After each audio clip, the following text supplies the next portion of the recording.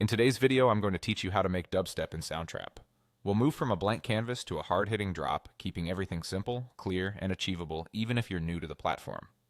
First, open Soundtrap and start a new music project. Set your tempo to around 140 beats per minute, which is the classic dubstep pace, and choose a minor key for that darker vibe.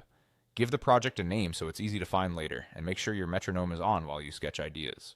Next, build the atmosphere. Add a new software instrument track and pick a pad or a dark synth from the Soundtrap library.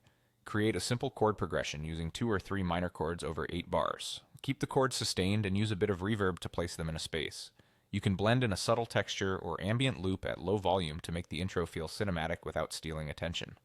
Now create the sub bass. Add another instrument track and choose a clean scion or sub bass preset.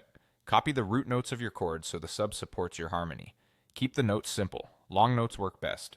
Keep the sub in mono and turn down any distortion so it stays pure and powerful. If your kick and sub clash, shorten the sub notes slightly so the kick punches through. Add the classic dubstep drum pattern.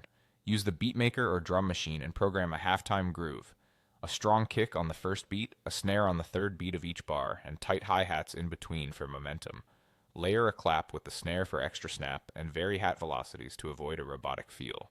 Keep fills short so the groove stays heavy. Time for the wobble bass, the signature sound. Choose a bass synth with a filter and an LFO. Set the LFO to modulate the filter cutoff, sync it to the tempo, and experiment with different rates. Try 8th note and 16th note wobbles. Shape the sound with a bit of distortion or a vowel filter for character, then high-pass the wobble slightly so it doesn't fight the sub. Create the drop by building tension for a few bars before it hits. Automate a filter sweep on your atmosphere, add a quick riser and a short snare fill leading into bar 1.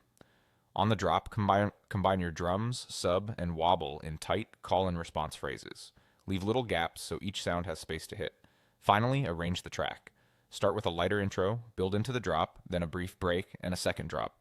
Copy your sections, mute or swap elements to create variation, and use transitions like short risers or reverse cymbals to keep the flow smooth. Save often and you're done.